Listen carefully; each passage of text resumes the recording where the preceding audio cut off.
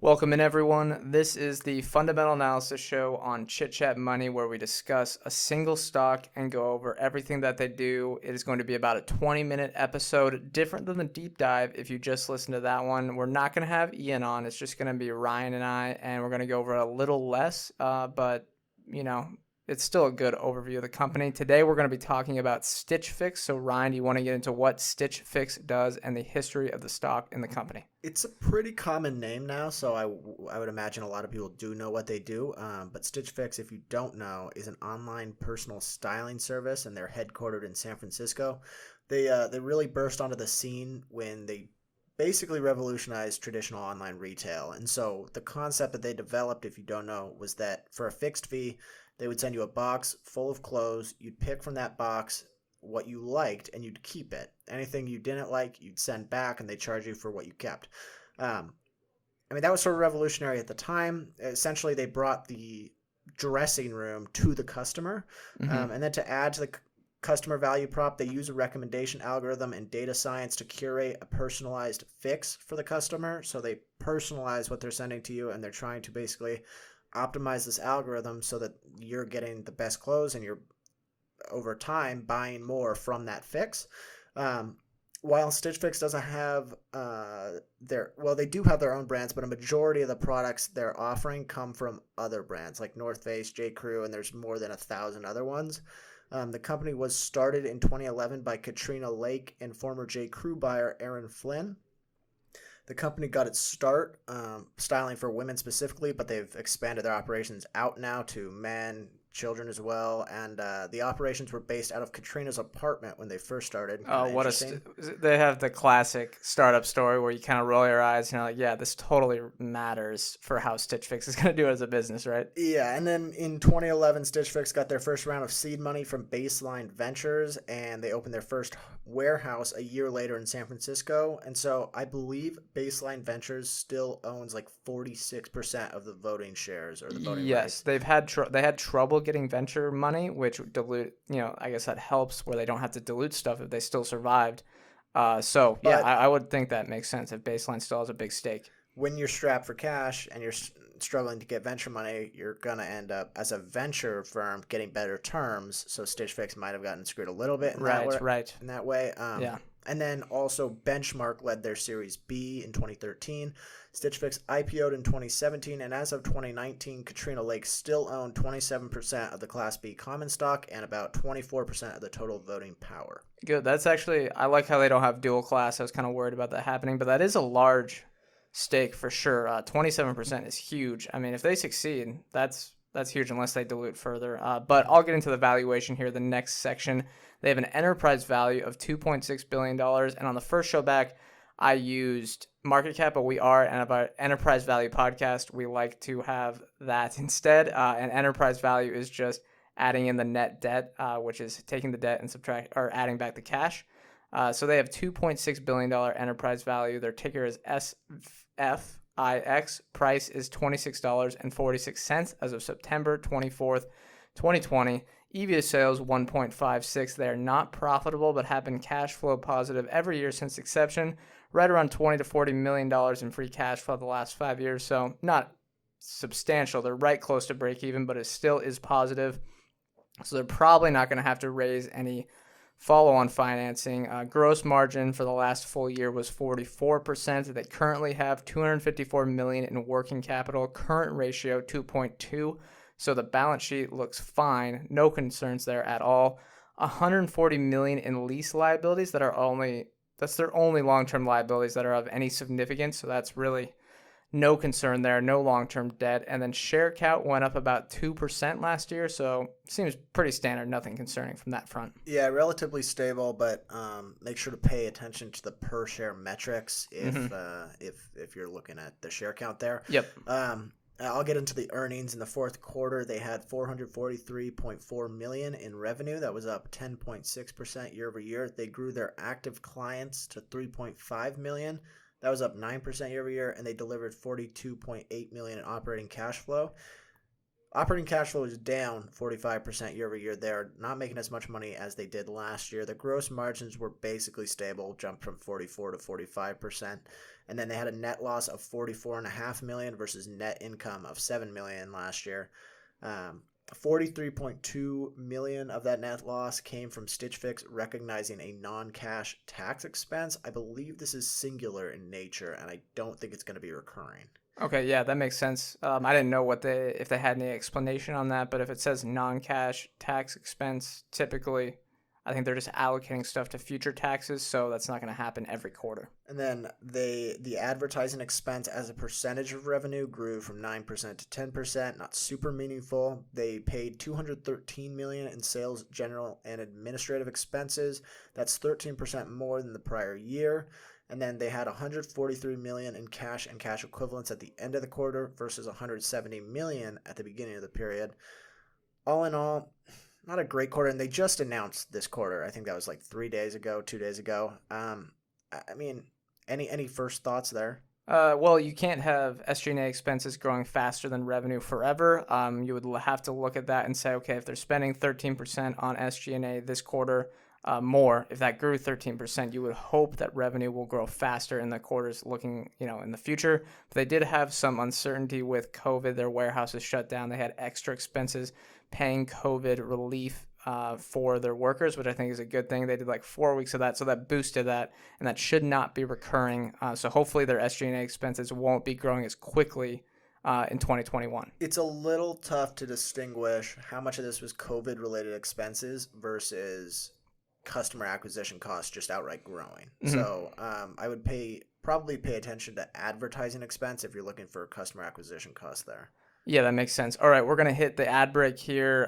If you're watching us, which the few people that do watch us, we're just going to hit right into the second half, but we're going to hit the ad break, and then we're going to come back and talk about any competitive advantages, future growth opportunities, highlights and lowlights, and discuss whether we like or dislike Stitch Fix after doing the show going forward.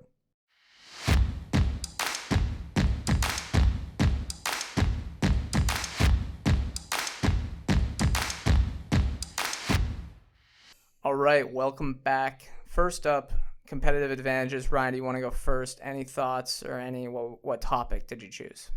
Yeah, competitive advantages. I feel like the only real competitive advantage they have is the actionable data. That truly is, for me, the only one I can think of, because aside from that, I don't see a network effect.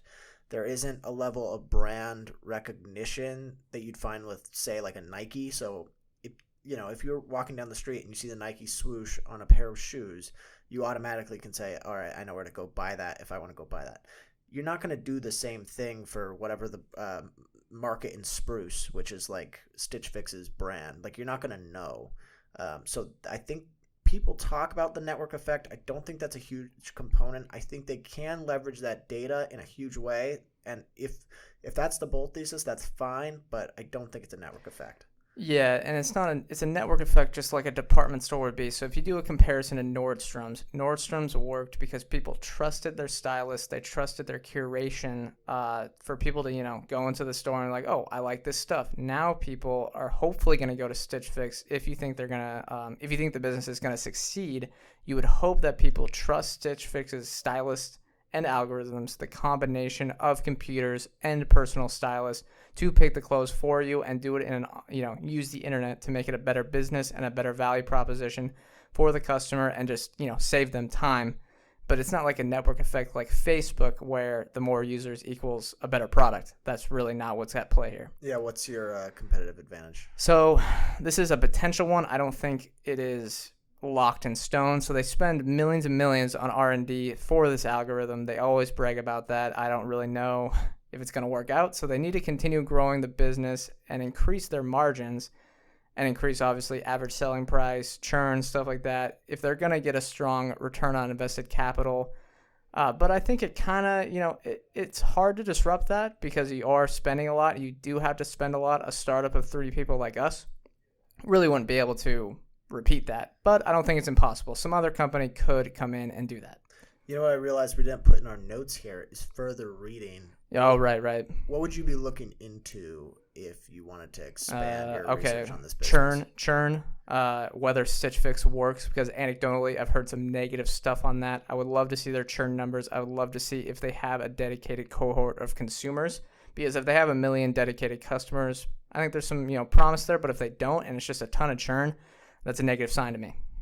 Yeah, and I think so. This is something that would be easy to figure out, but for me, I would be looking at how do they get their inventory? Are they buying it? What's the relations like with their suppliers or those brands? Because that has probably huge implications on the margins, I'd imagine. Yeah, definitely. And that's just something I haven't looked into. What about your future growth opportunities? Okay, the direct buy is mine.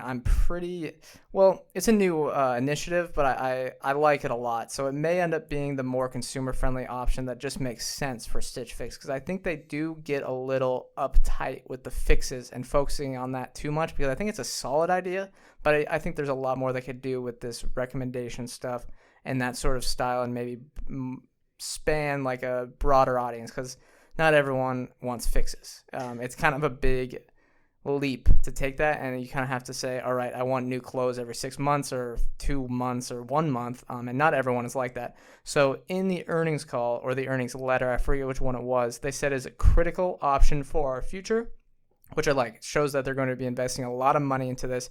In June of this year, they launched the trending for you section, and they said in the first 2 weeks after this launch, direct buy grew 30%, which is a big boost. So it looks like that worked. Hopefully they continue having a strong growth rate there, although they're not going to grow 30% every 2 weeks. But they also launched a new algorithm for direct buy in July, and they said that the average selling price is higher right now on direct buy than their fixes, which shows, at least I think initially, that my theory may be correct, that direct buy is the better option for Stitch Fix in the future. Yeah, I would not be upset if they outright pivoted the business to a recommendation-based direct buy offering primarily. And the fix concept is something that I like, but it's tough to do. And direct buys obviously has a lot of tailwinds behind it. I mean, if people use fixes and they have 40% gross margins, why not? But I don't know if the growth is as high as people may think. So I don't know how much money they should invest into that. But I still think it's not dead, obviously.